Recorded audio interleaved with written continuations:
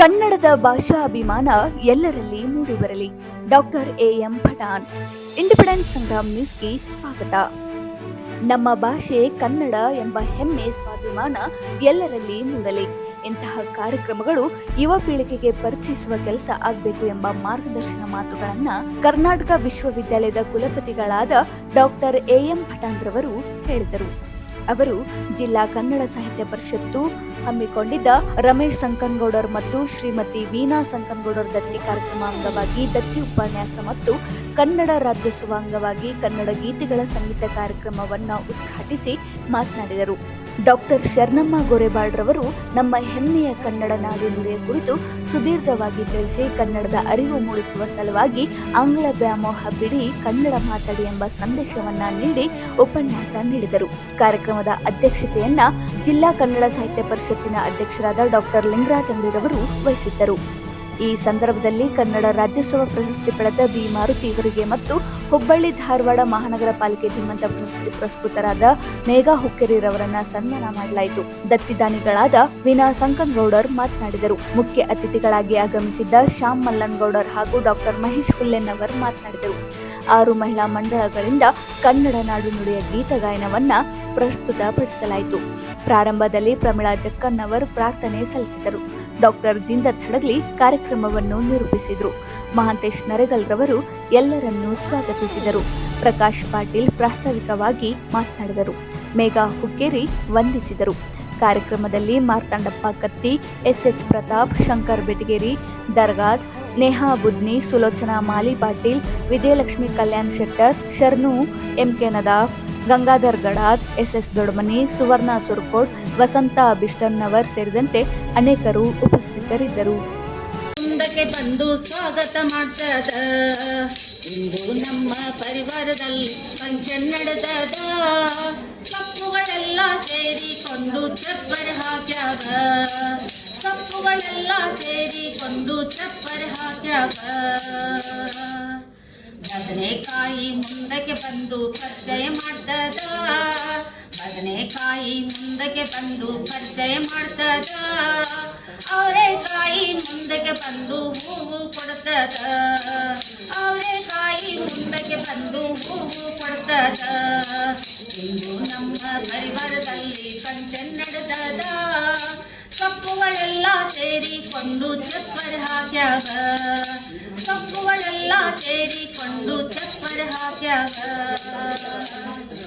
ಕುಂಬಳಕಾಯಿ ಕುಚ್ಚಲೆ ಕುಳಿತು ದಿಮಾಕ ಮಾಡ್ತದ, ಕುಂಬಳಕಾಯಿ ಕುಚ್ಚಲೆ ಕುಳಿತು ದಿಮಾಕ ಮಾಡ್ತದ, ಸೌತೆಕಾಯಿ ಅತಿಥಿಯಾಗಿ ಭಾಷಣ ಮಾಡ್ತದ, ಸೌತೆಕಾಯಿ ಅತಿಥಿಯಾಗಿ ಭಾಷಣ ಮಾಡ್ತದ. ಇಂದು ನಮ್ಮ ಪರಿವಾರದಲ್ಲಿ ಫಂಕ್ಷನ್ ನಡೆದದ, ಕಪ್ಪುಗಳೆಲ್ಲ ಸೇರಿಕೊಂಡು ಚಪ್ಪರ್ ಹಾಕ್ಯಾವ, ಕಪ್ಪುಗಳೆಲ್ಲ ಸೇರಿಕೊಂಡು ಚಪ್ಪರ್ ಹಾಕ್ಯಾವ. ಸೌತೆಕಾಯಿ ಅತಿಥಿಯಾಗಿ ಭಾಷಣ ಮಾಡ್ತದ, ಸೌತೆಕಾಯಿ ಅತಿಥಿಯಾಗಿ ಭಾಷಣ ಮಾಡ್ತದ, ಚೌಳೆಕಾಯಿ ಚಾಡ ಹೇಳಿ ಸೊಂಟ ಮುರ್ಕೊಂತ, ಚೌಳೆಕಾಯಿ ಚಾಡ ಹೇಳಿ ಸೊಂಟ ಮುರ್ಕೊಂತ.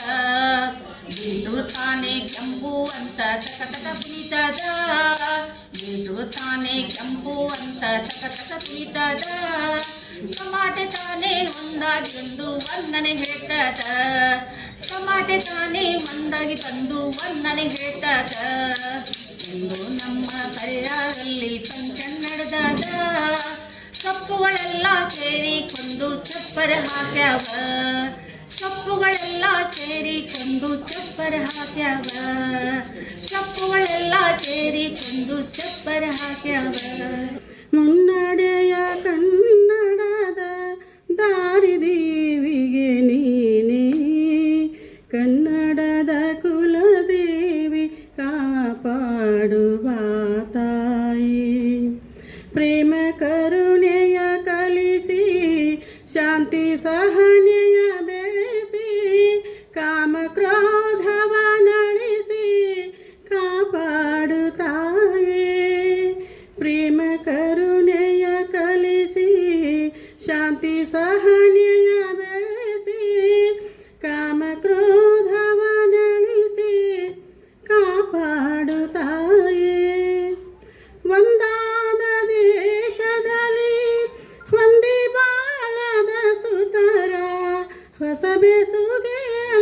ಬಿಗಿದು ಒಂದುಗೂಡಿಸೆ ತಾಯೇ, ಕನ್ನಡದ ಕುಲದೇವಿ ಕಾಪಾಡುವ ತಾಯೇ.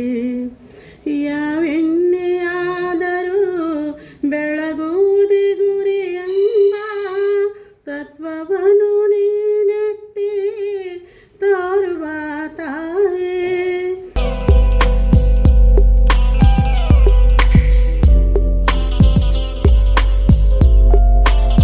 ಸಂಕನಗೌಡರ್ ಈ ಒಂದು ಮನೆತನದ ಬಗ್ಗೆ ಹೇಳಬೇಕಾದರೆ, ನರೇಗಲ್ ಗ್ರಾಮದಲ್ಲಿ ಸಂಕನಗೌಡರ್ ಎಂತಕ್ಕಂತಹ ಮನೆತನ ಅತ್ಯಂತ ಪ್ರತಿಷ್ಠಿತವಾಗಿರತಕ್ಕಂತಹ ಮನೆತನ. ಸುತ್ತಲೂ 20 ಹಳ್ಳಿಗಳಲ್ಲಿ ಕೊಡುಗೈ ದಾನಿಗಳಾಗಿ ಸಾಮಾಜಿಕ, ಶೈಕ್ಷಣಿಕ, ಆರ್ಥಿಕ ಚಟುವಟಿಕೆಗಳಲ್ಲಿ ಜನರಿಗೆ ಹುರುಪು ತುಂಬುತ್ತಾ ಜನಸಾಮಾನ್ಯರಾಗಿ ಇವರು ಅನೇಕ ರೀತಿಯಾಗಿರ್ತಕ್ಕಂತಹ ಕಾರ್ಯಗಳನ್ನು ಮಾಡಿರ್ತಕ್ಕಂತಹ ಒಂದು ಮನೆತನ. ಆ ಪ್ರತಿಷ್ಠಿತ ಮನೆತನದಲ್ಲಿ ದಿವಂಗತ ಬಂಧನಗೌಡರು, ತದನಂತರ ಶ್ರೀ ಶಿವನಗೌಡ ಕೆಂಚನಗೌಡ ಸಂಕನಗೌಡರ ಪುತ್ರರಾಗಿ 1942ರಲ್ಲಿ ರಮೇಶ್ ಸಂಕನಗೌಡರು ಜನಿಸ್ತಾ ಇದ್ದಾರೆ. ಆ ಸಂಕನಗೌಡರ ಮನೆತನ ಇಂದು ಆಲದ ಮರವಾಗಿ ತನ್ನ ರೆಂಬೆ ಕೊಂಬೆಗಳನ್ನು ಬರೀ ಧಾರವಾಡಕ್ಕೆ ಅಷ್ಟೇ ಅಲ್ಲ, ಕರ್ನಾಟಕ ರಾಜ್ಯಕ್ಕೆ ಅಷ್ಟೇ ಅಲ್ಲ, ಇಡೀ ವಿಶ್ವಕ್ಕೆ ಇವತ್ತು ತಮ್ಮದೇ ಆಗಿರತಕ್ಕಂತಹ ಅನೇಕ ಕುಡಿಗಳನ್ನು ಇವತ್ತು ಕೊಟ್ಟಿದೆ.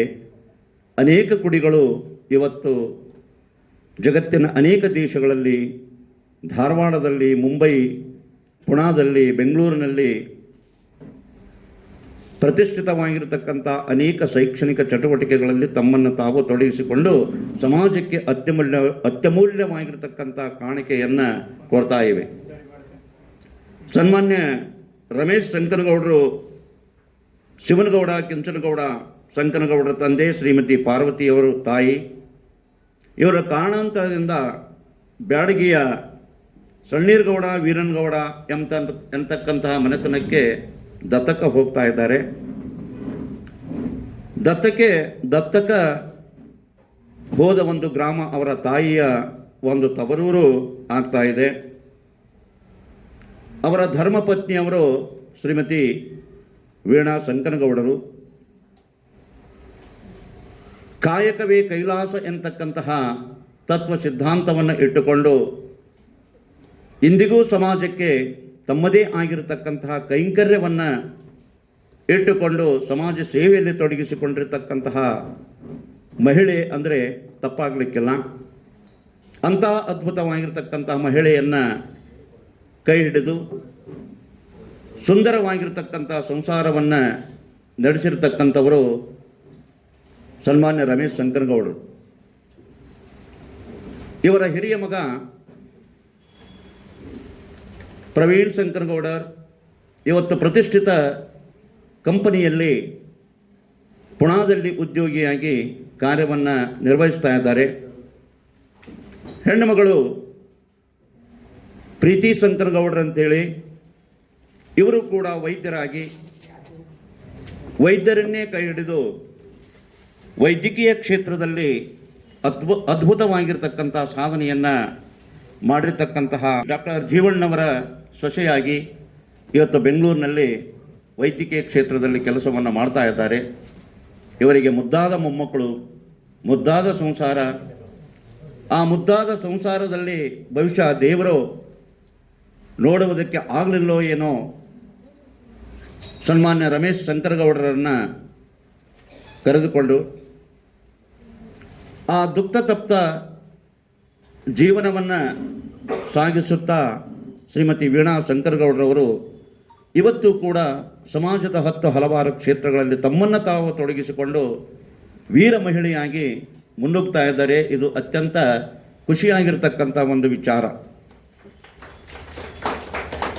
ಶ್ರೀಮತಿ ವೀಣಾ ಶಂಕರಗೌಡ ಮನೆತನವು ಸಿವಿಲ್ ಜಡ್ಜ್ ಮನೆತನ. ಆ ಜಡ್ಜ್ ಮನೆತನದಲ್ಲಿ ಅವರಿಗೆ ಆರಂಭದಲ್ಲಿ ಚಿಕ್ಕವರಿದ್ದಾಗಲೇ ಧೈರ್ಯ, ಸ್ಥೈರ್ಯ, ತ್ಯಾಗ ಇವೆಲ್ಲವುಗಳ ಒಂದು ಸಾಕಾರ ಮೂರ್ತಿಯಾಗಿ ಅವರ ತಾಯಿ ಅವರಿಗೆ ತಮ್ಮೆಲ್ಲ ವಿದ್ಯೆಯನ್ನು ಧಾರೆ ಎರೆದಿದ್ದಾಳೆ ಅಂದರೆ ಅತಿಶಯೋಕ್ತಿಯಾಗಲಾರದು. ಸನ್ಮಾನ್ಯ ರಮೇಶ್ ಶಂಕರಗೌಡರವರು ಕರ್ನಾಟಕ ಶೈಕ್ಷಣಿಕ ಕ್ಷೇತ್ರ ಇವುಗಳಲ್ಲೇ ಅವರ ಮನಸ್ಸು ಹಾತೊರೆಯುತ್ತಿತ್ತು. ಹೀಗಾಗಿ ಆತ್ಮೀಯರೇ, ಅವರು ಅನೇಕ ರೀತಿಯಾಗಿರ್ತಕ್ಕಂಥ ರಾಜಕೀಯ ಮುತ್ಸದ್ದಿಗಳ ಜೊತೆಗೆ ಒಡನಾಟವನ್ನು ಇಟ್ಟುಕೊಂಡು ಧಾರವಾಡದ ಅನೇಕ ಹೋರಾಟಗಳಲ್ಲಿ ಭಾಗವಹಿಸಿ ತಮ್ಮನ್ನು ತಾವು ಗುರುತಿಸಿಕೊಂಡಿದ್ದಾರೆ. ಆಗಿನ ಪ್ರತಿಷ್ಠಿತ ರಾಜಕಾರಣಿಗಳಾಗಿರ್ತಕ್ಕಂಥ ಸನ್ಮಾನ್ಯ SR ಬೊಮ್ಮಾಯಿಯವರಿರ್ಬೋದು, ಇವತ್ತಿನ HK ಪಾಟೀಲ್ರಿರ್ಬೋದು, ಅದೇ ರೀತಿ DK ನಾಯ್ಕರ್ ಸಾಹೇಬ್ರಿರ್ಬೋದು, ನಮ್ಮ ಚಂದ್ರಕಾಂತ್ ಬೆಲ್ಲ ಸಾಹೇಬ್ರಿರ್ಬೋದು, ಅವರೆಲ್ಲರ ಜೊತೆಗೂಡಿ ಅವರು ಧಾರವಾಡದ ಹೈಕೋರ್ಟ್ ಹೋರಾಟ ಇರ್ಬೋದು, ತದನಂತರ KPCCಯ ಸದಸ್ಯರಾಗಿ ರಾಜಕೀಯ ಕ್ಷೇತ್ರದಲ್ಲಿ ತಮ್ಮ ಛಾಪನ್ನು ಮೂಡಿಸಿಕೊಂಡಿದ್ದಾರೆ ಸನ್ಮಾನ್ಯ ರಮೇಶ್ ಶಂಕರಗೌಡರವರು. ನವೆಂಬರ್ ತಿಂಗಳಿಡೀ ಎಲ್ಲ ನಾವು ರಾಜ್ಯೋತ್ಸವದ ವಿಭಿನ್ನ ಕಾರ್ಯಕ್ರಮಗಳನ್ನು ಮಾಡ್ತಾ ಇರ್ತೇವೆ. ಅದರಲ್ಲಿ ದತ್ತಿ ಉಪನ್ಯಾಸ ಒಂದು ಮಾಡ್ತಾ ಇರೋದೊಂದು ವಿಶೇಷವಾದ ಸಂದರ್ಭ. ಎಲ್ಲ ಒಂದು ನಾಡಗೀತೆ ಹಾಡೋದಾಗಲಿ, ವಿದ್ಯಾರ್ಥಿಗಳಲ್ಲಿ ಬೇರೆ ಬೇರೆ ಸ್ಪರ್ಧೆಗಳನ್ನೆಲ್ಲ ಮಾಡ್ತೇವೆ. ದತ್ತಿ ಉಪನ್ಯಾಸ ಮಾಡಿ ಕನ್ನಡ ತಾಯಿಗೆ ಸಲ್ಲಿಸಿದ ಸೇವೆಯನ್ನು ಗುರುತಿಸೋದು ತುಂಬ ಇಂಪಾರ್ಟೆಂಟ್ ಆಗ್ತದೆ. ಈಗ ಪ್ರೊಫೆಸರ್ ಪ್ರಕಾಶ್ ಪಾಟೀಲ್ ಅವರು ನಮ್ಮ ರಮೇಶ್ ಶಂಕರಗೌಡರವರ ಸೇವೆಯನ್ನು ಸ್ಮರಿಸಿದರು. ಹಾಗೆ ಶ್ರೀಮತಿ ವೀಣಾ ಶಂಕರಗೌಡರವರು ಮಾಡಿರುವ ಕಾರ್ಯಗಳ ಬಗ್ಗೆ ನಮಗೆಲ್ಲ ಹೇಳಿದರು. ಹೀಗೆ ನಮ್ಮ ರಾಜ್ಯಕ್ಕಾಗಲಿ, ನಮ್ಮ ಜಿಲ್ಲೆಗಾಗಿ ಅಥವಾ ನಮ್ಮ ಕನ್ನಡ ನಾಡಿಗಾಗಿ ಸೇವೆ ಸಲ್ಲಿಸಿದವರು ಸುಮಾರು ಜನ ಇದ್ದಾರೆ. ಇಂಥವ್ರನ್ನ ಗುರುತಿಸಿ ಅವರ ಹೆಸರಲ್ಲಿ ಒಂದು ದತ್ತಿ ಕಾರ್ಯಕ್ರಮ ಮಾಡ್ತಾ ಇರೋದು ನನಗೆ ತುಂಬ ಸಂತೋಷ ಉಂಟು ಮಾಡಿದೆ.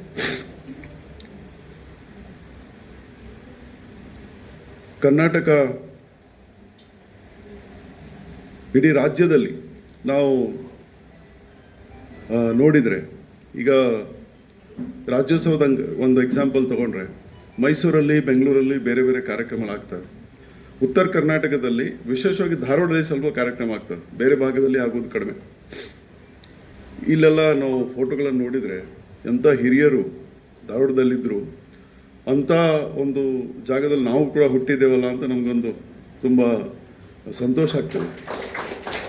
ಒಂದು 2 ಕಿಲೋಮೀಟರ್ ನಮ್ಮ ಮನೆಯಿಂದ ದಾರಾಬೇಂದ್ರೆ ಅವ್ರ ಮನೆ, ನಾವು ಅವ್ರ ಮ್ಯೂಸಿಯಂ ಎಲ್ಲ ನೋಡ್ಲಿಕ್ಕೆ ಹೋಗ್ತಾ ಇದ್ವಿ. ವಿ.ಕೆ. ಗೋಕಾಕ್ ಅವರು ನಮ್ಮ ಲೈಬ್ರರಿಗೆ ಹೆಸರಿಟ್ಟು ವಿ.ಕೆ. ಗೋಕಾಕ್ ಅವರು ಇದ್ದರು. ಹಾಗೆ ಸಂಗೀತಗಾರರು ಕೂಡ ಸುಮಾರು ಜನ. ಹಾಗೆ ಸಾಹಿತ್ಯಕ್ಕೆ ಕೊಡುಗೆ ಆಗಲಿ, ಕನ್ನಡ ಭಾಷೆಗೆ ಒಂದು ಅವರ ಕೊಡುಗೆ ಆಗಲಿ ಮಾಡಿದವರು ಸುಮಾರು ಜನ ಇದ್ದಾರೆ. ಇಂಥ ಕಾರ್ಯಕ್ರಮಗಳನ್ನು ನಾವು ಹೊಂದಿಕೊಂಡು ಅಂಥ ಮಹಾನ್ ವ್ಯಕ್ತಿಗಳನ್ನ ನೆನೆಸ್ಕೊಳ್ಳೋದು ಒಂದು ವಿಶೇಷವಾದ ಕಾರ್ಯಕ್ರಮ ಆಗಬೇಕು. ಜಿಲ್ಲಾ ಕನ್ನಡ ಸಾಹಿತ್ಯ ಇಂಥ ಕಾರ್ಯಕ್ರಮಗಳನ್ನು, ಜಿಲ್ಲಾ ಕನ್ನಡ ಸಾಹಿತ್ಯ ಪರಿಷತ್ತು ಇಂಥ ಕಾರ್ಯಕ್ರಮ ಇನ್ನೂ ಮಾಡಬೇಕು. ಅದು ಬರೀ ನವಂಬರ್ಗೆ ಸೀಮಿತ ಆಗಬಾರ್ದು. ಇಡೀ ವರ್ಷದಲ್ಲಿ ಬೇರೆ ಬೇರೆ ತಿಂಗಳಿಗೊಬ್ಬರನ್ನು ನಾವು 12 ಜನ ಗುರುತಿಸೋದು ಜಾಸ್ತಿ ಏನಾಗೋದಿಲ್ಲ. ಒಂದು ದತ್ತಿ ಉಪನ್ಯಾಸಕ ಪ್ರತಿ ಮಹಾನ್ ವ್ಯಕ್ತಿ ಬಗ್ಗೆ ನಾವು ಮಾಡ್ತಾ ಇದ್ದರೆ ನಮ್ಮ ಮಕ್ಕಳಿಗೆ, ವಿಶೇಷವಾಗಿ ಮಕ್ಕಳಿಗೆ ನಾವು ಕಾರ್ಯಕ್ರಮ, ಈಗ ನಾವು ಇಲ್ಲಿ ಸಂಗೀತ ಕಾರ್ಯಕ್ರಮಕ್ಕೆ ವಿಭಿನ್ನ ಮಹಿಳಾ ಮಂಡಲ ಸದಸ್ಯರೆಲ್ಲ ಬಂದಿದ್ದಾರೆ. ಅವರೆಲ್ಲ ಬಂದು ತಮ್ಮ ಗೀತೆಗಳನ್ನು ನಮಗೆ ಕೇಳಿಸಿದ್ದಾರೆ. ವಿದ್ಯಾರ್ಥಿಗಳಲ್ಲಿ ಇದನ್ನು ಮೂಡಿಸ್ಬೇಕು. ವಿದ್ಯಾರ್ಥಿಗಳಿಗೆ ಮಹಾನ್ ವ್ಯಕ್ತಿಗಳ ಬಗ್ಗೆ ನಾವು ತಿಳಿಸ್ಬೇಕು. ಈಗ ದಾರ ಬಂದರೆ ಏನು ಅಂತೇಳಿ ನಮಗೆ ಗೊತ್ತು, ನಮ್ಮಲ್ಲಿ ಪುಸ್ತಕದಲ್ಲಿ ಓದ್ತಾ ಇದ್ವಿ. ಅದೇ ಕುತೂಹಲ ಈಗಿನ ವಿದ್ಯಾರ್ಥಿಗಳಲ್ಲಿ ಇಲ್ಲ. ಚಿಕ್ಕ ಚಿಕ್ಕ ಪುಸ್ತಕ ಮಾಡೋದಾಗಲಿ, ಅವರ ವ್ಯಕ್ತಿತ್ವ ಬಗ್ಗೆ ಒಂದು 4 ಸಾಲುಗಳು ಪ್ರತಿ ಕಾರ್ಯಕ್ರಮದಲ್ಲಿ ಹೇಳೋದಾಗಲಿ, ವಿದ್ಯಾರ್ಥಿಗೊಂದು ಬಯಾಟ್ ಮಾಡಲಿಕ್ಕೆ ಹಚ್ಚಬೇಕು. ಅವ್ರು ಏನು ಮಾಡಿದರು, ಹೇಗೆ ಮಾಡಿದರು, ಸಂಗೀತಕ್ಕೆ ಏನು ಅವರ ಕೊಡುಗೆ ಇತ್ತು, ಅಥವಾ ಸಾಹಿತ್ಯಕ್ಕೇನು, ಅಥವಾ ನಮ್ಮ ಚಿಕ್ಕ ಚಿಕ್ಕ ಯಾವುದು ಕವನಗಳಿಗೆ ಹೇಗಿತ್ತು. ಕವನಗಳೊಂದು 2 ಲೈನು ನಾವೀಗ ಬಸವಣ್ಣವ್ರ ವಚನಗಳನ್ನ ಹೇಳಿದ್ರೆ ನಾವು ಇಮಿಡಿಯೇಟ್ಲಿ ಒಂದು 4 ವಚನ ಆರಾಮ್ಸೆ ಹೇಳ್ತೇವೆ. ಯಾಕಂದ್ರೆ ನಮಗೆ ಚಿಕ್ಕಂದಿರುವಾಗಲೇ ಶಾಲೆಯಲ್ಲಾಗಲಿ ಮನೆಯಲ್ಲಾಗಲಿ ಕಾರ್ಯಕ್ರಮಗಳೆಲ್ಲ ನಾವು ಕೇಳ್ತಿದ್ವಿ. ಬಟ್ ಈಗಿನ ವಿದ್ಯಾರ್ಥಿಗಳಲ್ಲಿ ಆ ಪ್ರವೃತ್ತಿ ಇಲ್ಲ. ಹಾಗಾಗಿ ನಾವೆಲ್ಲರೂ ಸೇರಿ ವಿದ್ಯಾರ್ಥಿಗಳಲ್ಲಿ ಕೂಡ ಅಂಥ ಪ್ರವೃತ್ತಿಯನ್ನು ಬೆಳೆಸಬೇಕಾಗ್ತದೆ. ನಮ್ಮ ನಾಡಿಗೆ ನೀಡಿರೋ ಸೇವೆ ಏನಿದೆ ಮಹಾನ್ ವ್ಯಕ್ತಿಗಳದ್ದಾಗಲಿ ಅಥವಾ ಸಂತರದಾಗಲಿ ಅದನ್ನು ಕೂಡ ನಾವು ಅವ್ರಿಗೆ ತಿಳಿಸಿ ಹೇಳಿ ಅದನ್ನು ಮುಂದಿನ ಪೀಳಿಗೆ ತೊಗೊಂಡು ಹೋಗಬೇಕು. ಈಗ ನಾವೆಲ್ಲ ಏಜ್ ಆಗುವಾಗೆ ನಮ್ಮದೆಲ್ಲ ಮರೆತು ಹೋಗ್ತದೆ. ಮುಂದಿನ ಪೀಳಿಗೆ ಅದನ್ನು ನಾವು ಕೊಡ್ತಾ ಇದ್ರೆ ಅವ್ರು ಮುಂದೆ ತಗೊಂಡು ಹೋಗ್ತಾರೆ. ಎಷ್ಟು ವರ್ಷಗಳ ಇತಿಹಾಸ ಇದೆ. ನಾವು ಮೈಸೂರಲ್ಲಿ ಬೇರೆ ಬೇರೆ ಕಾರ್ಯಕ್ರಮ ಆಗುವಾಗ ನಾನು ನೋಡ್ತಾ ಇದ್ದೆ, ಈ ನಮ್ಮ ಕಡೆಯವ್ರಿಗೆ ಯಾರು ನೆನೆಸೋದೇ ಇಲ್ಲ ಇವರು ಅಂತ ಅನಿಸ್ಬಿಡ್ತದೆ. ಕೆಲವು ಪ್ರೋಗ್ರಾಮ್ಗಳಲ್ಲಿ ಅವ್ರು ಬರೀ ಕುವೆಂಪು ಹೇಳ್ತಾರೆ, ಮತ್ತು ಬೇರೆ ಬೇರೆ ಇದು ದೇಜೇಗೌಡ್ರ ಬಗ್ಗೆ ಹೇಳ್ತಾರೆ. ನಾವು ಅಂದ್ಕೊಳ್ಳೋದು ನಮ್ಮ ಎಷ್ಟು ಜನ ಇದ್ದಾರಪ್ಪ ನಮ್ಮ ಧಾರವಾಡಲ್ಲೇ, ಇವ್ರು ಹೇಳೋದೇ ಇಲ್ಲಲ್ಲ ಅಂತ ನಮ್ಗೆ ಅನಿಸ್ತಾ ಇತ್ತು. ಹಾಗಾಗಿ ನಾವು ಕೂಡ ನಮ್ಮ ವಿಭಾಗದಲ್ಲಿ ನಮ್ಮ ಮಕ್ಕಳಿಗೆ ಅದು ಹೇಳ್ತಾ ಇದ್ದರೆ ಅದನ್ನು ಮುಂದೆ ತೊಗೊಂಡು ಹೋಗ್ಲಿಕ್ಕಾಗ್ತದೆ ಅಂತ ನನ್ನ ಅನಿಸಿಕೆಯನ್ನು ಹೇಳಿ, ಈ ಕಾರ್ಯಕ್ರಮ ನಮ್ಮ ಲಿಂಗರಾಜ್ ಅಂಗಡಿಯವರು ತುಂಬ ಒತ್ತಾಯ ಮಾಡಿದರು, ಇದಕ್ಕೆ ನೀವು ಬರಲೇಬೇಕು ಅಂತೇಳಿ. ಸ್ವಲ್ಪ ಸೌಖ್ಯ ಇರಲಿಲ್ಲ, ತಲೆನೋವೆಲ್ಲ ಇತ್ತು ನಿನ್ನೆ ಮೊನ್ನೆಯಿಂದ. ಆದರೂ ಆಫೀಸಲ್ಲಿರುವಾಗ ಮತ್ತೆ ಇನ್ನೊಮ್ಮೆ ಕರೆ ಬಂತು, ನೀವು ಬರಲೇಬೇಕು ಅಂಥೇಳಿ. ಅದಕ್ಕೆ ನಾನು ಬಂದೆ. ಭಾಳ ಖುಷಿಯಾಯಿತು. ಇಂಥ ಒಂದು ಕಾರ್ಯಕ್ರಮದಲ್ಲಿ ಭಾಗವಹಿಸಲಿಕ್ಕೆ ಬಹಳ ಸಂತೋಷ ಆಯಿತು. ಇನ್ನು ಮುಂದಕ್ಕಿಂತ ಕಾರ್ಯಕ್ರಮ ಇದ್ದಾಗ ಮತ್ತೆ ಪುನಃ ಬರ್ತೇನೆ ಅಂತ ಹೇಳ್ತಾ ಈ ಕಾರ್ಯಕ್ರಮವನ್ನು ಸಂತೋಷದಿಂದ ನಾನು ಉದ್ಘಾಟಿಸಿದ್ದೇನೆ ಅಂತ ಹೇಳ್ತೇನೆ. ನನ್ನ ಮಾತು ಮುಗಿಸ್ತೇನೆ. ನಮಸ್ಕಾರ.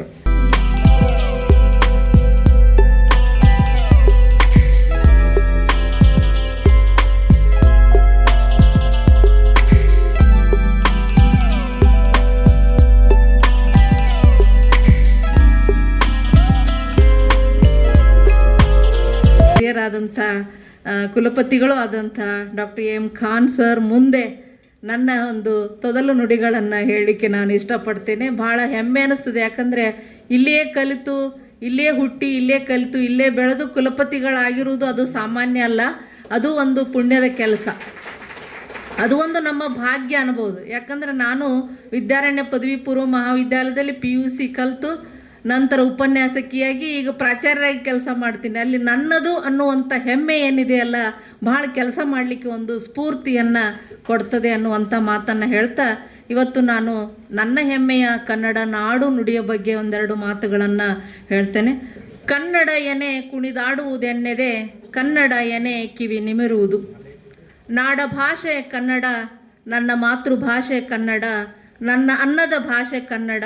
ಹೀಗಾಗಿ ನನ್ನ ಮೊದಲ ಪ್ರೀತಿ ಕನ್ನಡ, ಎರಡನೇ ಪ್ರೀತಿ ಕನ್ನಡ, ಮೂರನೇ ಪ್ರೀತಿಯೂ ಕನ್ನಡ. ಕನ್ನಡ ಭಾಷೆಗೆ 2000 ವರ್ಷಗಳ ಒಂದು ಪ್ರಾಚೀನತೆ ಇದೆ, ನಮಗೆಲ್ಲರಿಗೂ ಗೊತ್ತಿರುವ ಹಾಗೆ. ಇದಕ್ಕೆ ಶಾಸ್ತ್ರೀಯ ಭಾಷೆಯ ಕನ್ನಡ ಸ್ಥಾನಮಾನ ಇದೆ. ಇದಕ್ಕೆ ಅದರದೇ ಆದಂಥ ಒಂದು ಇತಿಹಾಸ ಇದೆ, ಒಂದು ಭವ್ಯ ಪರಂಪರೆ ಇದೆ. ಕನ್ನಡ ಭಾಷೆ ಕೇವಲ ಭಾಷೆಯಲ್ಲ, ಅದು ನಮ್ಮ ಹೆಮ್ಮೆ ಅಂತ ಹೇಳಲಿಕ್ಕೆ ನಾನು ಭಾಳ ಉತ್ಸುಕಳಾಗಿದ್ದೇನೆ ಅಂತ. ಬಹುಶಃ ನಿಮಗೆಲ್ಲರಿಗೂ ಗೊತ್ತಿರ್ಬೋದು, ಕನ್ನಡ ನಾಡು ಇವತ್ತಿನ ಕರ್ನಾಟಕ ಇಷ್ಟೇ ಇರಲಿಲ್ಲ, ಇದು ಬಹುದೊಡ್ಡ ವಿಸ್ತಾರವನ್ನು ಪಡೆದಿತ್ತು. ಕಾವೇರಿಯಿಂದ ಗೋದಾವರಿವರ ಮಿರ್ದನಾಡದ ಕನ್ನಡದೋಳ್ ಭಾವಿಸಿದ ಜನಪದಂ ಅನ್ನುವಂಥ ಮಾತನ್ನು ನಾವು ಕೇಳ್ತೇವೆ. ಕಾವೇರಿ ನದಿಯಿಂದ ಗೋದಾವರಿಯವರೆಗೆ ನಮ್ಮ ಕನ್ನಡ ನಾಡು ಇತ್ತು. ಆದರೆ ಇವತ್ತು ಏನಾಗಿದೆ, ಬೇರೆ ಬೇರೆ ಭಾಷೆಗಳ ಒಂದು ದಬ್ಬಾಳಿಕೆನೋ, ಅದರ ಒತ್ತಡನೋ, ಅದರ ಪ್ರಭಾವನೋ ನಮ್ಮ ಕನ್ನಡ ಭಾಷೆ ಮತ್ತು ಕರ್ನಾಟಕ ಬಹಳ ಸಂಕುಚಿತ ಆಗ್ತಾ ಇದೆ ಅನ್ನುವಂಥದ್ದನ್ನು ನಾನು ಬಹಳ ವಿಷಾದದಿಂದ ಹೇಳಲಿಕ್ಕೆ ಇಷ್ಟಪಡ್ತೇನೆ.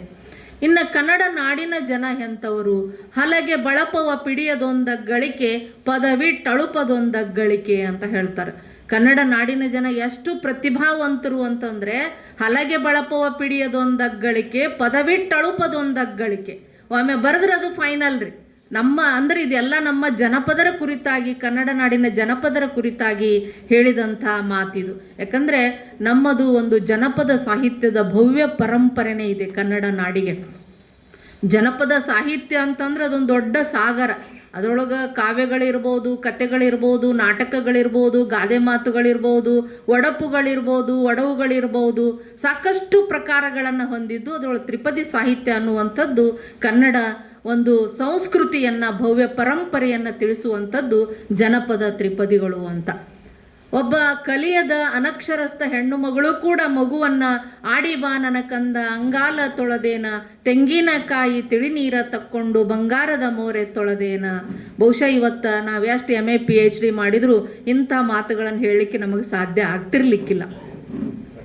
ಆಚಾರ ಕರಸಾಗು ನೀತಿಗೆ ಪ್ರಭುವಾಗು ಮಾತಿನಲ್ಲಿ ಚೂಡಾಮಣಿಯಾಗು ನನ್ನ ಕಂದ ಜ್ಯೋತಿಯಾಗು ಜಗಕ್ಕೆಲ್ಲ. ಒಂದು ಮಗುವನ್ನು ಒಬ್ಬ ತಾಯಿ ಅದನ್ನು ಪ್ರೇರೇಪಿಸುವಂಥ ರೀತಿಯನ್ನು ನೋಡಿದರೆ ನಮ್ಮ ಜನಪದರ ಒಂದು ಸಾಹಿತ್ಯ ಹೇಗಿತ್ತು, ಅವರ ಒಂದು ನಡೆ ನುಡಿ ಇವೆಲ್ಲವುಗಳನ್ನು ನಾವು ಕನ್ನಡ ನಾಡಿನ ಜನಪದರಲ್ಲಿ ನಾವು ಕಾಣ್ತೇವೆ. ಕನ್ನಡ ಭಾಷೆ ಭಾಳ ಸರಳವಾದದ್ರಿ. ಆದರೆ ಬೇರೆದವರಿಗೆ ಕಲೀಲಾರ್ದವರಿಗೆ ಅದು ಕನ್ನಡ ಭಾಳ ಕಠಿಣ ಆಗಿರ್ಬೋದು, ಆದರೆ ಭಾಳ ಸುಂದರವಾದ ಸರಳವಾದ ಭಾಷೆ. ಇದನ್ನು ಮಹಾಲಿಂಗರಂಗರು ಅಂತ ಅವರ ಅನುಭವಾಮೃತ ಅನ್ನುವಂಥ ಕೃತಿಯೊಳಗೆ ಹೇಳ್ತಾರೆ, ಕನ್ನಡ ಭಾಷೆ ಸುಲಿದ ಬಾಳೆಯ ಹಣ್ಣಿನಂದದಿ, ಕಡಿದ ಸಿಗುರಿನ ಕಬ್ಬಿನಂದದಿ, ಅಳಿದ ಉಷ್ಣದ ಹಾಲಿನಂದದಿ ಸುಲಭವಾಗಿರ್ಪ ಕನ್ನಡ ಭಾಷೆ ಅಂತ ಹೇಳ್ತಾರೆ. ಅಂದರೆ ಎಷ್ಟು ಸರಳ ಅಂದರೆ ಸುಲಿದ ಬಾಳೆಹಣ್ಣು ಕೊಟ್ಟರೆ ನಮಗೆ ತಿನ್ನಕ್ಕೆ ಎಷ್ಟು ಸರಳ ಅದ, ಹಾಗೆ ಕಬ್ಬನ್ನು ಸುಲಿದು ಕೊಟ್ಟರದು ತಿನ್ನಲಿಕ್ಕೆ ಎಷ್ಟು ಸರಳ ಅದ. ಉಷ್ಣ ಅಂದರೆ ಸುಖವನ್ನು ಕೊಡುವ ಉಷ್ಣದಂತೆ ನಮ್ಮ ಕನ್ನಡ ಭಾಷೆ ಇದೆ ಅನ್ನುವಂಥ ಮಾತನ್ನು ಹೇಳ್ತಾರೆ. ಹೀಗಾಗಿ ಕನ್ನಡ ನಾಡಿನಲ್ಲಿ ಹುಟ್ಟುವುದೇ ಒಂದು ಪುಣ್ಯ, ಕನ್ನಡ ಭಾಷೆಯನ್ನು ಕಲಿಯುವುದೇ ಒಂದು ಪುಣ್ಯ. ಯಾಕಂದ್ರೆ ಪಂಪ ಹೇಳ್ತಾನ್ರಿ, ಇಲ್ಲಿ ನಾನು ಹುಟ್ಟಬೇಕು ಹೆಂಗಂದ್ರೆ ಚಾಗದ ಬೋಗದ ಅಕ್ಕರದ ಗೇಯದ ಗೊಟ್ಟಿಯ ಲಂಪಿ ನಿಂಪುಗಳಿಗಾಗರ ಮಾದ ಮಾನಿಸರೆ ಮಾನಿಸರ್ ರಂತವರಾಗಿ ಪುಟ್ಟಲಿಮ್ಮೇಣ್ ತೀರ್ಧಪುದೆ ತೀರದೊಡಂಬರಿ ದುಂಬಿಯಾಗಿ ಮೇಣ್ ಕೋಗಿಲೆಯಾಗಿ ಪುಟ್ಟುವುದು ನಂದನದೋಳ್ ಬನವಾಸಿ ದೇಶದೋಳ್. ಒಂದು ಮರಿದುಂಬಿಯಾಗಿ ಆದರೂ ನಾನು ಕನ್ನಡ ನಾಡಿನಲ್ಲಿ ಬನವಾಸಿ ದೇಶದಲ್ಲಿ ಹುಟ್ಟಬೇಕು ಅನ್ನುವಂಥ ಮಾತನ್ನು ಅವ್ರು ಏನು ಹೇಳ್ತಾರೆ ಅದನ್ನು ನೋಡಿದರೆ ನಾವು ಕನ್ನಡ ನಾಡಿನಲ್ಲಿ ಹುಟ್ಟಿದ್ದು ನಮ್ಮ ಬದುಕಿವತ್ತು ಸಾರ್ಥಕ ಆಗಿದೆ, ಅದಕ್ಕೆ ನಮ್ಮ ಹೆಮ್ಮೆಯ ನಾಡು ಅನ್ನುವಂಥದ್ದು ನಮಗೆ ಬರ್ತದೆ. ಮತ್ತು ಆ ಜನಪದರಲ್ಲಿ ಹೇಳುವಾಗ ಒಂದು ಮಾತನ್ನು ಮರೆತೆ, ಆಗಿನ ತಾಯಂದಿರು ಮಕ್ಕಳಿಗೆ ಯಾವ ರೀತಿ ಹೇಳ್ತಿದ್ರು ಅಂದರೆ ಈಗಿನ ಮಕ್ಕಳಲ್ಲಿ ಸಂಸ್ಕೃತಿ ಬದಲಾವಣೆಯಾಗಿದೆ. ಮೊದಲಿನ ಮಕ್ಕಳಲ್ಲಿ ಯಾವ ರೀತಿ ಒಂದು ಸಂಸ್ಕೃತಿ ಸಮಾಜ ಸೇವೆಯನ್ನು ಶೈಕ್ಷಣಿಕ ಸೇವೆಯನ್ನು ಮಾಡಬೇಕನ್ನುವಂಥದ್ದು ಬರ್ತಿತ್ತಂದರೆ, ಒಬ್ಬ ತಾಯಿ ಮಗುವಿಗೆ ಹಾಲು ಉಣಿಸುವಾಗ ಹೇಳ್ತಿದ್ಲಂತ್ರೆ, ತಾಯಿ ಮಗುವಿಗೆ ಕೆರೆಯಂ ಕಟ್ಟಿಸು, ಬಾವಿಯಂ ತೆರೆಸು, ದೇವಾಗಾರಂ ಮಾಡಿಸು ಅಂತ. ಹಾಲು ಉಣಿಸುವಾಗ ತಾಯಿ ಆದಂಥವಳು ಮಗುವಿಗೆ ಈ ರೀತಿಯಾದಂಥ ಒಂದು ಮಾತನ್ನು ಹೇಳ್ತಿದ್ಲು. ಹೀಗಾಗಿ ಆ ಮಕ್ಕಳಲ್ಲಿ ಕೂಡ ಒಂದು ಸಂಸ್ಕೃತಿ ತಾನಾಗಿಯೇ ಬೆಳೀತಿತ್ತು ಅನ್ನುವಂಥದ್ದು. ಕನ್ನಡ ನಾಡಿನ ಜನ ಎಂಥವರು ಅಂದರೆ ಸುಭಟರ್ಕಳ್, ಕವಿಗಳ್, ಸುಪ್ರಭುಗಳ್, ಚಲ್ವರ್ಕಳ್, ಅಭಿಜನರ್ಕಳ್, ಗುಣಿಗಳ್, ಅಭಿಮಾನಿಗಳ್, ಗಂಭೀರ ಚಿತ್ತರ್, ವಿವೇಕಿಗಳ್, ನಮ್ಮ ನಾಡವರ್ಗಳ್ ಅನ್ನುವಂಥ ಮಾತನ್ನು ಶ್ರೀ ವಿಜಯ ಅವರು ತಮ್ಮ ಕೃತಿಯಲ್ಲಿ ಹೇಳ್ತಾರೆ. ಅಂದರೆ ಕನ್ನಡ ನಾಡಿನ ಜನ ಎಷ್ಟು ಅವರಲ್ಲಿ ಶಕ್ತಿ ಸಾಮರ್ಥ್ಯ ಇರ್ಬೋದು, ಪ್ರತಿಭೆ ಇರ್ಬೋದು, ಜಾಣತನ ಇರ್ಬೋದು, ಸ್ವಾಭಿಮಾನ ಇರ್ಬೋದು, ಶೂರತನ ಇರ್ಬೋದು, ವೀರತನ ಇರ್ಬೋದು. ಇಲ್ಲಿನ ನಾಡಿನ ಜನ ಗಂಭೀರ ಚಿತ್ತರ್, ವಿವೇಕಿಗಳು, ನಮ್ಮ ನಾಡವರ್ಗಳ್ ಅನ್ನುವಂಥ ಮಾತನ್ನು ಇಲ್ಲಿ ಹೇಳ್ತಾರೆ. ಹೀಗೆ ಕನ್ನಡ ನಾಡಿನ ಪ್ರಾಚೀನ ಕಾಲದಿಂದಲೂ ಇಂದಿನವರೆಗೆ ಕನ್ನಡ ನಾಡಿನ ಬಗ್ಗೆ ಯಾರ್ಯಾರು ಯಾವ ರೀತಿ ಹೆಮ್ಮೆಯನ್ನು ವ್ಯಕ್ತಪಡಿಸ್ತಾರೆ ಅಂತ ಹೇಳ್ತಾ ಹೋದರೆ ಬಹುದೊಡ್ಡ ವಿಚಾರ ಅಲ್ಲಿ ನಮಗೆ ನಾವು ನೋಡ್ಬೋದು. ಆದರೆ ಈ ಕನ್ನಡ ಭಾಷೆಯ ಬಗ್ಗೆ, ಕನ್ನಡ ನಾಡಿನ ಬಗ್ಗೆ, ಕನ್ನಡ ನಾಡು ನುಡಿಯ ಬಗ್ಗೆ ಮಾತಾಡಬೇಕಾದ್ರೆ ಒಂದು ರೀತಿಯ ರೋಮಾಂಚನ ನಮ್ಮ ಹತ್ರ ಉಂಟಾಗ್ತದೆ. ಯಾಕಂದರೆ ಕನ್ನಡ ಸಾಹಿತ್ಯ ಅಂದ್ರೇ ಹಂಗಿದೆ. ಕನ್ನಡ ಸಾಹಿತ್ಯವನ್ನು ನಾವು ಪೂರ್ವದ ಹಳೆಗನ್ನಡ, ಹಳೆಗನ್ನಡ, ನಡುಗನ್ನಡ, ಹೊಸಗನ್ನಡ ಹೀಗೆ ಅದನ್ನು ನಾವು ಬೇರ್ಪಡಿಸ್ತೀವಿ. 10ನೇ ಶತಮಾನ ಬಂದರೆ ಪಂಪ, ರನ್ನ, ರತ್ನತ್ರಯರೇನು ಚಂಪು ಸಾಹಿತ್ಯವನ್ನು, 12ನೇ ಶತಮಾನಕ್ಕೆ ಬಂದರೆ ನಡುಗನ್ನಡ ವಚನ ಸಾಹಿತ್ಯವನ್ನು, ಆಗ ಹರಿಹರನು ಬರ್ತಾನೆ ಅಲ್ಲಿ. 16ನೇ ಶತಮಾನಕ್ಕೆ ಬಂದರೆ ಕೀರ್ತನಕಾರರು ದಾಸ ಸಾಹಿತ್ಯವನ್ನು, ಮುಂದೆ ರಾಘವಾಂಕನ ಹರಿಶ್ಚಂದ್ರ ಕಾವ್ಯವನ್ನು, ಲಕ್ಷ್ಮೀಶ, ಕುಮಾರವ್ಯಾಸ, ಚಾಮರಸನ ಪ್ರಭುಲಿಂಗ ಲೀಲೆ ಹೀಗೆ ಕನ್ನಡ ಸಾಹಿತ್ಯ ಒಂದು ದೊಡ್ಡ ಪರಂಪರೆಯನ್ನು ಹೊಂದಿದಂಥದ್ದು. ಇನ್ನು ನಾವು ಹೊಸಗನ್ನಡ ಸಾಹಿತ್ಯಕ್ಕೆ ಬಂದರೆ ಅದರಲ್ಲಿ ಮತ್ತೆ ನವೋದಯ, ನವ್ಯ, ದಲಿತ, ಪ್ರಗತಿಶೀಲ, ಬಂಡಾಯ ಈ ರೀತಿಯಾದಂಥ ಪ್ರಕಾರವನ್ನು ಮಾಡ್ತೇವೆ. ಇನ್ನು ರೂಪದಲ್ಲಿ ನಾವು ಅದನ್ನು ನೋಡಿದಾಗ ಮತ್ತದರಲ್ಲಿ ಕಾವ್ಯ, ಕತೆ, ಕಾದಂಬರಿ, ನಾಟಕ, ಪ್ರಬಂಧ, ಜೀವನ ಚರಿತ್ರೆ, ಆತ್ಮಚರಿತ್ರೆ, ಪ್ರವಾಸ ಕಥನ, ಈಗ ನಗೆಹನಿಗಳು, ಇತ್ತೀಚೆಗಂತೂ ಬೇರೆ ಬೇರೆ ಬೇರೆ ಬೇರೆ ಪ್ರಕಾರಗಳು ಕೂಡ ಹುಟ್ಟು ಹಾಕಿದೆ ಕನ್ನಡ ಭಾಷೆಯನ್ನು ಅನ್ನುವಂಥದ್ದು. ಹೀಗಾಗಿ ಆ ಕನ್ನಡ ಭಾಷೆಯ ಒಂದು ಚರಿತ್ರೆಯನ್ನು ಹೇಳುವುದು ಭಾಳ ಒಂದು ಹೆಮ್ಮೆಯ ವಿಷಯ ಅಂತ ಹೇಳಲಿಕ್ಕೆ ಇಷ್ಟಪಡ್ತೇನೆ. ಇನ್ನು ಕನ್ನಡ ಭಾಷೆಯ ಪ್ರಾಚೀನತೆಯನ್ನು ಸ್ವಲ್ಪ ನಾವು ನೋಡಿದರೆ ಕನ್ನಡವು ಕ್ರಿಸ್ತಿಶಕ ಪೂರ್ವದಲ್ಲಿಯೇ ಇತ್ತು ಅಂತ ತಿಳ್ಕೊಂಡು ಹೇಳ್ತಾರೆ. ಇದಕ್ಕೆ ನಾವು 2000 ವರ್ಷದ ಇತ್ತೀಚಿನ ಪ್ರಾಚೀನತೆ ಹೇಳಿದ್ರು ಕೂಡ ಕನ್ನಡ ಭಾಷೆ ಕ್ರಿಸ್ತಿಶಕ ಪೂರ್ವದಲ್ಲಿಯೂ ಇತ್ತು. ಮಹಾಭಾರತ ರಾಮಾಯಣದಲ್ಲಿ ಕನ್ನಡದ ಪದಗಳು ನಮಗೆ ಸಿಗ್ತವೆ ಅನ್ನುವಂಥದ್ದು, ಕನ್ನಡ ಭಾಷೆಯ ಅಸ್ತಿತ್ವದ ಪುರಾವೆಗಳು ಇವತ್ತು ಭಾರತಾದ್ಯಂತ ನಮಗೆ ಸಿಗ್ತಾವ. ಅಶೋಕನ ಶಾಸನದಲ್ಲೂ ಕೂಡ ಕನ್ನಡ ಪದಗಳು ನಮಗೆ ಸಿಗ್ತಾವ. ಕ್ರಿಸ್ತಿಶಕ ಪೂರ್ವ 2ನೇ ಶತಮಾನದಲ್ಲಿ ಗ್ರೀಕ್ ಪ್ರಹಸನದಲ್ಲಿ ಕರ್ನಾಟಕದ ಪ್ರಸ್ತಾಪ ಇದೆ, ಕನ್ನಡದ ಪದಗಳು ನಮಗೆ ಸಿಗ್ತಾವ. ಕ್ರಿಸ್ತಿಶಕ ಪೂರ್ವದಲ್ಲಿ ಬೌದ್ಧರೇ ಕನ್ನಡ ಭಾಷೆಯ ಒಂದು ಆದಿ ಕವಿಗಳು ಅಂತ ತಿಳ್ಕೊಂಡು ಹೇಳಲಾಗ್ತದೆ. ಮುಂದೆ 150ರಲ್ಲಿ ಹಾಲರಾಜನ ಗಾಥಾ ಸಪ್ತಸತಿ ಅನ್ನುವಂಥ ಒಂದು ಪ್ರಾಕೃತ ಗ್ರಂಥದಲ್ಲೂ ಕೂಡ ಕನ್ನಡ ಪದಗಳು ನಮಗೆ ಸಿಗ್ತವೆ. ಇನ್ನು 3ನೇ ಶತಮಾನದಲ್ಲಿ ತಮಿಳು ಶಾಸನದಲ್ಲಿ ಒಪ್ಪನಪ್ಪ ಅನ್ನುವಂಥ ಶಬ್ದ ನಮಗೆ ಸಿಗ್ತದೆ. ಒಪ್ಪನಪ್ಪ ಅಂದರೆ ಅಪ್ಪ ಅನ್ನುವಂಥ ಪದ 3ನೇ ಶತಮಾನದಲ್ಲಿ ಒಂದು ತಮಿಳ ಕೃತಿಯಲ್ಲಿ ನಮಗೆ ಸಿಗ್ತದೆ. ಮುಂದೆ ಅಧಿಕೃತವಾಗಿ 450ರಲ್ಲಿ ಬರುವಂಥ ಹಲ್ಮಿಡಿ ಶಾಸನ ಏನಿದೆ, ಆ ಹಲ್ಮಿಡಿ ಶಾಸನ ಕನ್ನಡ ಭಾಷೆಯ ಪರಿಪೂರ್ಣವಾದ ಆಳವನ್ನು, ಉದ್ದವನ್ನು, ಅಗಲವನ್ನು, ಸವಿಸ್ತಾರವನ್ನು ನಾವು ಹಲ್ಮಿಡಿ ಶಾಸನದೊಳಗೆ ನಮಗೆ ಸಿಗ್ತದೆ ಅನ್ನುವಂಥದ್ದು. ಮುಂದೆ 7ನೇ ಶತಮಾನದಲ್ಲಿ ಗಂಗಾಧರಂ ಶಾಸನ ಅಂತ ಸಿಗ್ತದೆ. ಅಲ್ಲಿ ನಮಗೆ ತ್ರಿಪದಿ ಸಾಹಿತ್ಯ ಸಿಗ್ತದೆ. ಸಾಧುಗೆ ಸಾಧು, ಮಾಧುರ್ಯಂಗೆ ಮಾಧುರ್ಯಂ, ಬಾದಿಪ್ಪ ಕಲಿಗೆ ಕಲಿಯುಗ ವಿಪರೀತನ್ ಪೆರ್ನಲ್ಲ ಅನ್ನುವಂಥ ಒಂದು ತ್ರಿಪದಿ ನಮಗೆ 7ನೇ ಶತಮಾನದ ಗಂಗಾಧರಂ ಶಾಸನದಲ್ಲಿ ನಮಗೆ ದೊರೀತದೆ. ಮುಂದೆ 920ರಲ್ಲಿ ಸಿಕ್ಕಂಥ ಒಡ್ಡಾರಾಧನೆ ಅನ್ನುವಂಥ ಒಂದು ಗದ್ಯ ಕೃತಿ ಏನಿದೆಯಲ್ಲ, ಇದು ಮೊಟ್ಟ ಮೊದಲನೆಯ ಕನ್ನಡದ ಗದ್ಯ ಕೃತಿ ಅಂತ ತಿಳ್ಕೊಂಡು ಎಲ್ಲರೂ ನಾವು ಕನ್ನಡದವರು ಒಪ್ಪಿಗೆಯನ್ನು ಅದಕ್ಕೆ ಸೂಚಿಸಿದ್ದಾರೆ. ಮುಂದೆ 10ನೇ ಶತಮಾನಕ್ಕೆ ಬಂದಾಗ ಚಂಪು ಸಾಹಿತ್ಯ ಬಂತು. ಅಲ್ಲಿಂದ ಇತ್ತೀಚೆಗೆ ಕನ್ನಡ ಸಾಹಿತ್ಯ ಚರಿತ್ರೆ ನಿರರ್ಗಳವಾಗಿ ಬೆಳೀತಾ ಬಂದು ಇವತ್ತು 21ನೇ ಶತಮಾನದಲ್ಲಿ ಹೊಸ ಹೊಸ ವಿಚಾರವನ್ನು ನಾವು ಏನು ಮಾಡ್ಬೋದು, ಕನ್ನಡ ಸಾಹಿತ್ಯದಲ್ಲಿ ತಿಳ್ಕೊಬೋದು ಅನ್ನುವಂಥ ಮಾತನ್ನು ಇಲ್ಲಿ ನಾನು ನಿಮಗೆ ಹೇಳಲಿಕ್ಕೆ ಇಷ್ಟಪಡ್ತೇನೆ. ಈ ಕನ್ನಡ ಸಾಹಿತ್ಯವನ್ನು ಬೆಳೆಸಲಿಕ್ಕೆ ಸಾಕಷ್ಟು ಸಂಘ ಸಂಸ್ಥೆಗಳು, ಕನ್ನಡ ಏಕೀಕರಣ 1956 ನವೆಂಬರ್ 1ರಲ್ಲಿ ಕನ್ನಡ ಏಕೀಕರಣ ಆಯಿತು. ಕನ್ನಡ ಭಾಷಾ ಪ್ರಾಂತಗಳ ಒಂದು ಅಸ್ತಿತ್ವ ಏನು ಬಂತು, ಅಂದಿನಿಂದ ಕನ್ನಡ ಭಾಷೆ ಇನ್ನೂ ಉತ್ತುಂಗ ಸ್ಥಿತಿಯಲ್ಲಿ ಬಂದಿದೆ. ಅದಕ್ಕಾಗಿ ನಮ್ಮ 1915ರಲ್ಲಿ ಸ್ಥಾಪನೆಯಾದಂಥ ಕನ್ನಡ ಸಾಹಿತ್ಯ ಪರಿಷತ್ ಇರಬಹುದು, 1890ರಲ್ಲಿ ಸ್ಥಾಪನೆಯಾದಂಥ ವಿದ್ಯಾವರ್ಧಕ ಸಂಘ ಇರಬಹುದು, ನಮ್ಮ ಲೇಖಕಿಯರ ಸಂಘ ಇರಬಹುದು, ಕನ್ನಡ ಪುಸ್ತಕ ಪ್ರಾಧಿಕಾರ ಇರಬಹುದು, ಅಥವಾ ಸಾಹಿತ್ಯ ಅಕಾಡೆಮಿಗಳಿರ್ಬೋದು, ಅಭಿವೃದ್ಧಿ ಪ್ರಾಧಿಕಾರ ಇರ್ಬೋದು. ಹೀಗೆ ಅನೇಕ ಸಂಘ ಸಂಸ್ಥೆಗಳಿಂದ ಇವತ್ತು ಕನ್ನಡ ಭಾಷೆ ಉತ್ತುಂಗದ ಶಿಖರಕ್ಕೆ ಬಂದಿದೆ. ಬಹುಶಃ ನಾವು ಇಡೀ ದೇಶದಲ್ಲಿಯೇ ಲಿಖಿತವಾದಂಥ ಸಮೃದ್ಧವಾದಂಥ ಸಾಹಿತ್ಯವನ್ನು ಕನ್ನಡ ಹೊಂದಿದೆ ಅನ್ನುವಂಥದ್ದನ್ನು ಭಾಳಷ್ಟು ಜನ ಅದನ್ನು ಪ್ರೂವ್ ಮಾಡಿದ, ಅದನ್ನು ಸಾಕ್ಷೀಕರಿಸಿದ್ದಾರೆ. ಯಾಕಂದರೆ ಕನ್ನಡ ಸಾಹಿತ್ಯಕ್ಕೆ 8 ಜನರಿಗೆ ಜ್ಞಾನಪೀಠ ಪ್ರಶಸ್ತಿ ಬಂದದ್ದು ನಮಗೆಲ್ಲರಿಗೂ ಗೊತ್ತಿದೆ. ಯಾವ ಭಾಷೆಗೂ ಇಷ್ಟು ಜ್ಞಾನಪೀಠ ಪ್ರಶಸ್ತಿಗಳು ಬಂದಿಲ್ಲ. ಕನ್ನಡಕ್ಕೆ 8 ಜನರಿಗೆ ಜ್ಞಾನಪೀಠ ಪ್ರಶಸ್ತಿ, ಕನ್ನಡಿಗರಿಗೆ 3 ಜನರಿಗೆ ರಾಷ್ಟ್ರಕವಿ ಪ್ರಶಸ್ತಿ. ಗೋವಿಂದ ಪೈ ಅವರು, ಆಮೇಲೆ ಕುವೆಂಪುರವರು, GS ಶಿವರುದ್ರಪ್ಪನವರು. ಅಲ್ಲಿ ನೋಡ್ರಿ, ಕುವೆಂಪುರವರ ಶಿಷ್ಯನೇ GS ಶಿವರುದ್ರಪ್ಪನವರು. ಗುರು ಶಿಷ್ಯ ಇಬ್ಬರಿಗೂ ರಾಷ್ಟ್ರಕವಿ ಪ್ರಶಸ್ತಿ ಬಂದಿದ್ದನ್ನು ನೋಡಿದರೆ ಅವರ ದೈತ್ಯ ಪ್ರತಿಭೆ, ಅವರ ದೈತ್ಯ ಸಾಹಿತ್ಯ ನಮ್ಮ ಕಣ್ಣು ಮುಂದೆ ಬರ್ತದೆ ಅನ್ನುವಂಥದ್ದು. ಹೀಗಾಗಿ ಆ ಕನ್ನಡಕ್ಕಾಗಿ ಅನೇಕ ಜನ ಹೋರಾಟ ಮಾಡ್ತಾ ಬಂದಿದ್ದಾರೆ. ನಾವು ತಾಯಂದಿರು ಅಂದರೆ ಬರೀ ಅದು ಕೇವಲ ಭಾಷಣದಲ್ಲಿ ಇದ್ದರೆ ಮಾತ್ರ ಕನ್ನಡ ಉಳಿಯುವುದಿಲ್ಲ, ಬೆಳೆಯುವುದಿಲ್ಲ.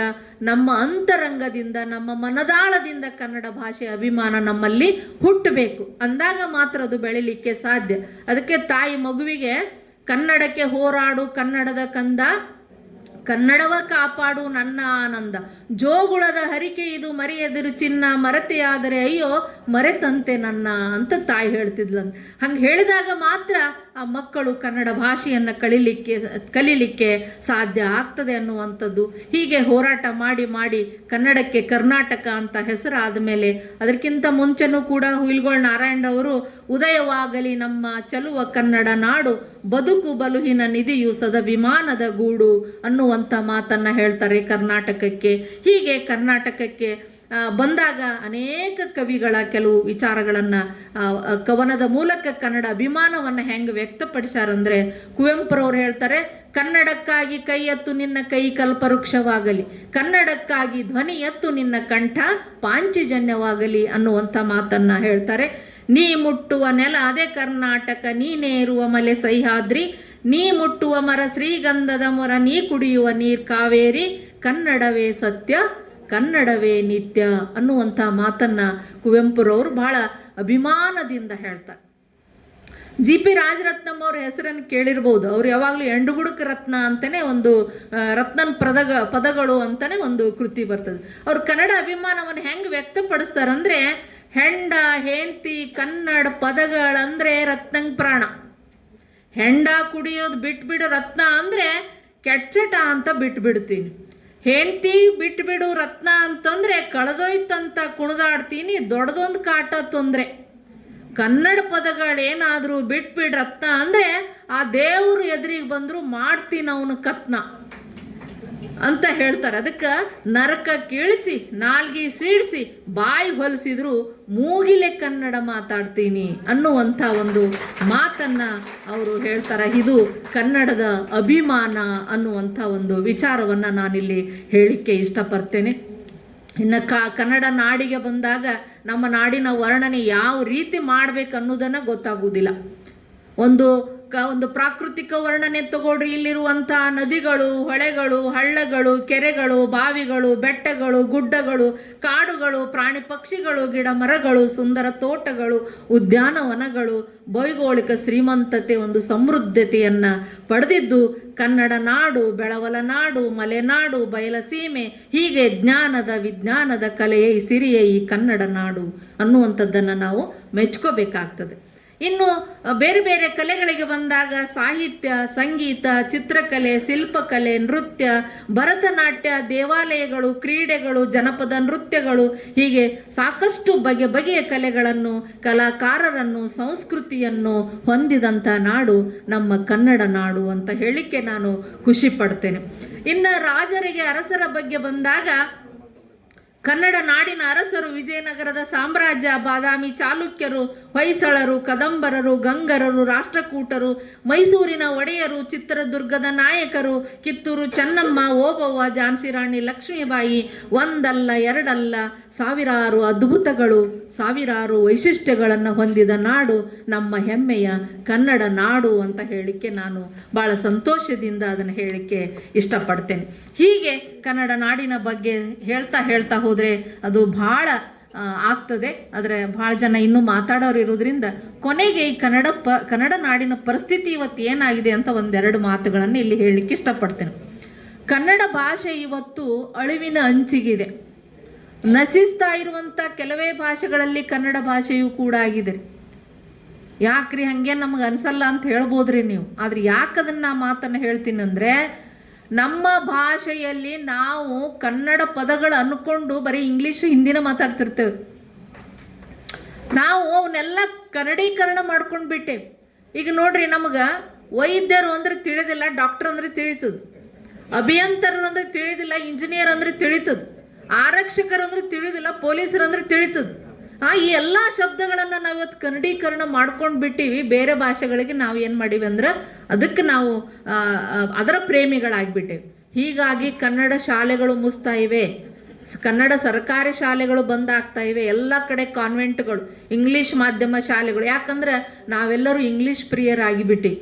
ಎಲ್ಲ ತಾಯಂದಿರು ಕೂಡ ರೀ, ಎಲ್ಲ ತಾಯಂದಿರು ಈ ಸ್ವಲ್ಪ ಎಜುಕೇಟೆಡ್ ಇದ್ದವರು ಇಂಗ್ಲೀಷ್ ಮೀಡಿಯಮ್ ಹಾಕ್ತಾರೆ ಅಷ್ಟೇ ಅಲ್ರಿ. ಹಳ್ಳ್ಯಾಗ ಹೋಗ್ರಿ ನೀವು, ಅವರು ಒಂದೆತ್ತ ಕಟ್ಟಿನೂ ಹತ್ತಿಲ್ಲ, ಅವ್ರ ಮಕ್ಕಳು ಕಾನ್ವೆಂಟಿಗೆ ಹೋಗ್ಬೇಕು, ಇಂಗ್ಲೀಷ್ ಮೀಡಿಯಮ್ಮ ಕಲಿಬೇಕು. ಅಷ್ಟು ಒಂದು ಇಂಗ್ಲೀಷಿನ ವ್ಯಾಮೋಹ ಏನೈತಲ್ಲ, ಕನ್ನಡವನ್ನು ಇವತ್ತು ಮರೆಸ್ತಾ ಇದೆ. ಯಾಕಂದ್ರೆ ಅವರಿಗೆ ಪೂರ್ತಿ ಇತ್ಲಾಗ ಯಾವ ಇದನ್ನೂ ಇರೋಂಗಿಲ್ರಿ. ಕನ್ನಡ ವಿದ್ಯಾರ್ಥಿಗಳು ತಗೋರಿ, ಯಾವುದು ಜನರಲ್ ನಾಲೆಜ್, ಕಾಮನ್ ಸೆನ್ಸ್ ಆಗಲಿ, ಓಕೆ ಎಸ್ ಅಂತಿರ್ಬೋದು. ಆದರೆ ಜೀವನಾನುಭವ ಅನ್ನುವಂಥದ್ದು ಕನ್ನಡ ಮಾಧ್ಯಮದಲ್ಲಿ ಕಲ್ತವ್ರಿಗೆ ಮಾತ್ರ ಸಾಧ್ಯ. ನಾ SLC ಕನ್ನಡ ಮಾಧ್ಯಮದೊಳಗೆ ಕಲ್ತಿರೋದ್ರಿಂದ ನನಗಿರುವಂಥ ಅನುಭವ, ನನಗಿರುವಂಥ ಆ ಒಂದು ಹಳ್ಳಿಯ ಸೊಗಡು, ಅಲ್ಲಿಯ ಅನುಭವ ಇವತ್ತು ನನ್ನ ಮಗಳಿಗೆ ಹೇಳಿದ್ರೆ ಹಂಗಂದ್ರೇನು ಹಿಂಗಂದ್ರೇನು ಅದನ್ನ ಇಂಗ್ಲೀಷ್ನಾಗ ಹೇಳಿದ್ರೆ ಗೊತ್ತಾಗ್ತದ್ರಿ, ಕನ್ನಡದಾಗ ಹೇಳಿದ್ರೆ ಗೊತ್ತಾಗೋದಿಲ್ಲ. ಅಷ್ಟರ ಮಟ್ಟಿಗೆ ನಮಗೆ ಇಂಗ್ಲೀಷ್ ವ್ಯಾಮೋಹ ಇವತ್ತು ಮಾಡ್ಕೊಂಡಿವಿ. ಹೀಗಾಗಿ ಹಳ್ಳಿ ಒಳಗೆ ಇವತ್ತು ಸರ್ಕಾರಿ ಶಾಲೆಗಳು ರೈತರ ದೊಡ್ಡಿಗಳಾಗ್ಯಾವ. ಅಲ್ಲಿ ಏನೋ ರಾಶಿ ಮಾಡೋದು, ದನ ಕಟ್ಟೋದು ಇವ ನಡೆದವ್ರು ಸರ್ಕಾರಿ ಶಾಲೆಗಳೊಳಗೆ, ಹೊರತಾಗಿ ಕನ್ನಡ ಶಾಲೆಗಳು ಇನ್ನೂ ಉದ್ಧಾರ ಆಗ್ತಾ ಇಲ್ಲ. ಯಾಕಂದ್ರೆ ಅಲ್ಲಿ ಹಳ್ಳಿಗಳಿಗೆ ಮಾಸ್ತರ್ ಹೋಗಕ್ಕೆ ತಯಾರಿಲ್ಲ. ಎಲ್ಲರೂ ಇಲ್ಲೇ ನಮಗೆ ಧಾರವಾಡದಾಗ ಬೇಕ್ರಿ ಅಂತ. ಹೀಗಾಗಿ ಕನ್ನಡ ಅಭಿಮಾನ ಎಲ್ಲಿ ಅದು ಬೆಳಿಲಿಕ್ಕೆ ಸಾಧ್ಯ ಆಗ್ತದೆ? ಹೀಗಾಗಿ ಆಮೇಲೆ ಇಂಗ್ಲೀಷ್ ಮಾತಾಡಿದ್ರೆ ಅದಕ್ಕೊಂದು ಗೌರವ ಅನ್ಕೊಂಡಿವ್ರಿ ನಾವು.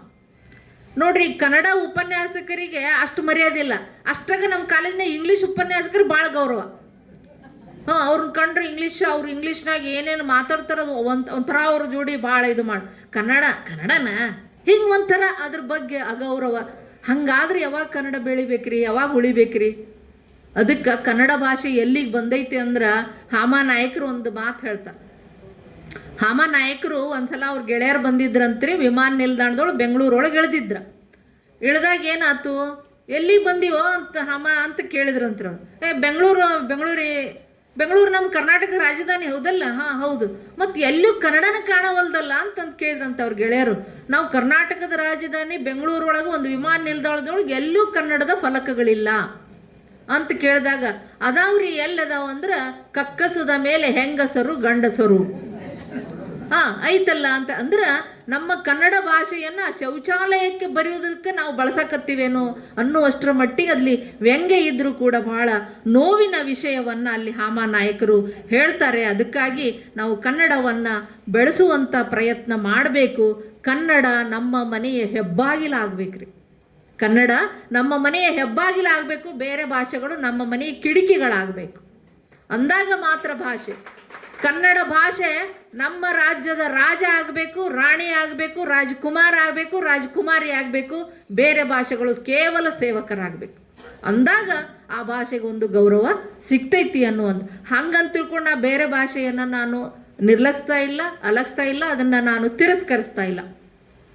ಆ ಭಾಷೆಗಳು ಬೇಕು. ಆದ್ರೆ ಎಲ್ಲ ಭಾಷೆಗಳು ನಾಲಿಗೆಯ ಮೇಲಿದ್ದರೆ ಕನ್ನಡ ಭಾಷೆ ನಮ್ಮ ಹೃದಯದಲ್ಲಿರಬೇಕು.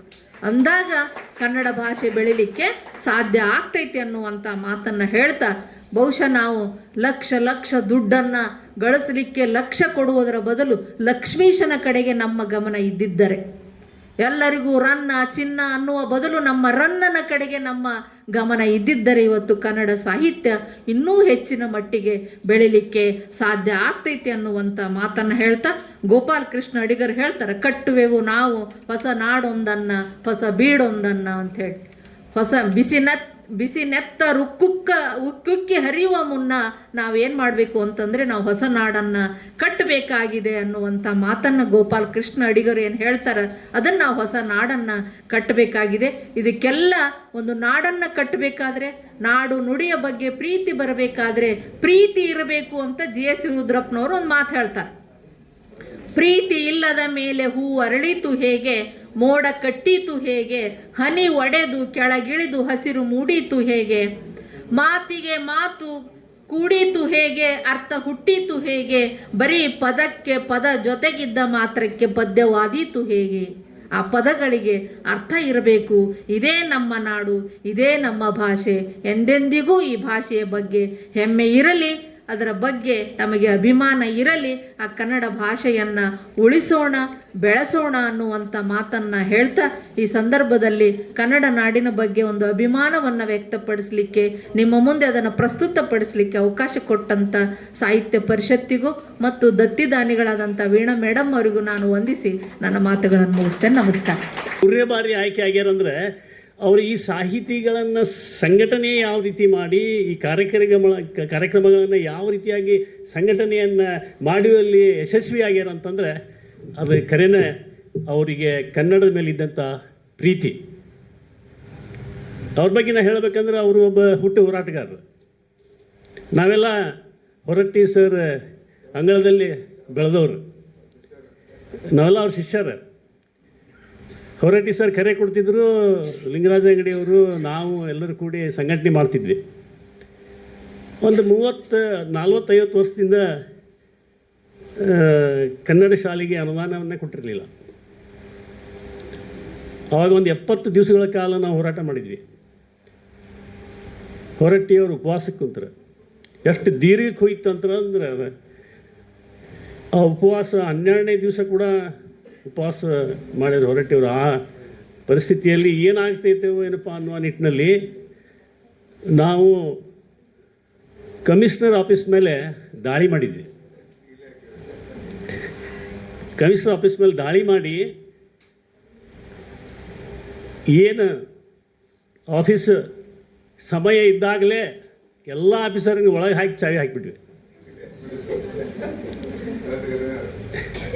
ನಮಗೆ ಕನ್ನಡ ಶಾಲೆಯನ್ನು ಉಳಿಸ್ಬೇಕು, 10 ವರ್ಷ ಅವರಿಗೆ ಅನುದಾನ ಕೊಡಬೇಕು, ಪ್ರೌಢಶಾಲೆಗಳಿಗೆ ಕನ್ನಡ ಶಾಲೆಗಳಿಗೆ ಅನುದಾನ ಕೊಡಬೇಕು.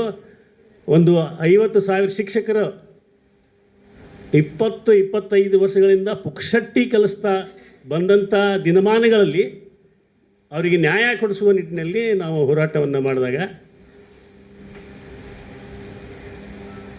ಲಿಂಗರಾಜ್ ಅಂಗಡಿ ಅವ್ರ ಮೇಲೆ ಮತ್ತು ಕೆಲವ್ರ ಮೇಲೆ ಕೇಸ್ ಆಯಿತು, ಪೊಲೀಸ್ ಕೇಸ್ ಆಯಿತು. ಬಟ್ ಹಿಂಜರಿಲಿಲ್ಲ, ಪೊಲೀಸ್ ಕೇಸ್ ಆದರೂ ಹಿಂಜರಿಲಿಲ್ಲ. ಹೋರಾಟ ಮುಂದುವರಿತು. ಹೊರಟ್ಟಿ ಸರ್ ಪಾದಯಾತ್ರೆ ಮಾಡೋಕ್ಕೆ ರೆಡಿ ಆದರು. ಇಷ್ಟರು ಕೂಡಿ ಹುಬ್ಬಳ್ಳಿಗೆ ಹೋಗುವ ಒಂದು ಸಮಯ ಹುಬ್ಬಳ್ಳಿ ಮಠ ಹೋದ್ವಿ. ಮರನೇ ದಿವಸ ಇನ್ನೇನು ಮತ್ತೆ ಪಾದಯಾತ್ರೆ ಬೆಂಗಳೂರು ಹತ್ತ ಹೋಗ್ಬೇಕನ್ನೋ ನಿಟ್ಟಿನಲ್ಲಿ ಇಮಿಡಿಯೇಟ್ಲಿ ಮತ್ತು ಗಣರಾಜ್ಯ ಸರ್ಕಾರ ಆದೇಶ ಮಾಡ್ತದೆ. ನಾವು 1988ರಿಂದ 1995ರವರೆಗೆ ನಾವು ಅನುದಾನ ಕೊಡ್ತೀವಿ ಅಂಥೇಳಿ ಆದೇಶ ಬಂತು. ಅಂದರೆ ಅಷ್ಟು ನಾವು ಕನ್ನಡ ಪರವಾಗಿ, ಕನ್ನಡ ಶಾಲೆ ಪರವಾಗಿ, ಕನ್ನಡ ಶಿಕ್ಷಕರ ಪರವಾಗಿ ಹೋರಾಟವನ್ನು ಮಾಡ್ತಾ ಬಂದಿದ್ದೀವಿ. ಆವಾಗ ಒಂದು 30,000 ಶಿಕ್ಷಕರ ಒಂದು ಜೀವನೋಪಾಯದ ಹಾದಿಯಲ್ಲಿ ಇವತ್ತು ಅವರು ಕನ್ನಡ ಶಾಲೆಯಲ್ಲಿ ಶಿಕ್ಷಕರಾಗಿ ದುಡಿತಾ ಇದ್ದಾರೆ. ಸದಸ್ಯರನ್ನು ಮಾಡ್ಕೊಂಡಾದ್ಮೇಲೆ ಮತ್ತು ನಾವು ಕೂಡ ಅವ್ರ ಜೊತೆಗೆ ಯಾಕೆ ಅವರ ನಮ್ಮ ಅವಿನಾಭಾವ ಸಂಬಂಧ ಹೆಂಗತ್ತಂದ್ರೆ 1994 ಒಳಗೆ ನಾವು post graduate diploma in Gandhian study ಒಳಗೆ ಇಬ್ಬರು ಕೂಡಿ ಕಲ್ತಿರ್ತಕ್ಕಂಥವ್ರು, ಒಂದೇ ಇದರೊಳಗೆ ಕರ್ನಾಟಕ ಯೂನಿವರ್ಸಿಟಿ. ಹೀಗಾಗಿ ಅಲ್ಲಿಂದ ಅವರು ಒಬ್ಬ ಕ್ರಿಯಾಶೀಲ ರಚನಾತ್ಮಕ ಕಾರ್ಯಗಳನ್ನು ಮಾಡ್ತಕ್ಕಂಥ ಕ್ರಿಯಾಶೀಲ ಈ ಕನ್ನಡ ಸಾಹಿತ್ಯ ಪರಿಷತ್ತಿನ ಅಧ್ಯಕ್ಷರಾದಂಥ ಅಂಗಡಿ ಸರು ನನಗೆ ಭಾಳ ಖುಷಿ. ಮೊನ್ನೆ ಕಳೆದ 31ನೇ ತಾರೀಕಿಗೆ ಅಂದರೆ ರಾಜ್ಯೋತ್ಸವದ ಮುನ್ನಾ ದಿನ ತಾವೆಲ್ಲರೂ ಇದ್ರಿ. ಅವತ್ತು ಇಲ್ಲಿ ಕೂಡಕ್ಕೆ ಜಾಗ ಇರಲಿಲ್ಲ.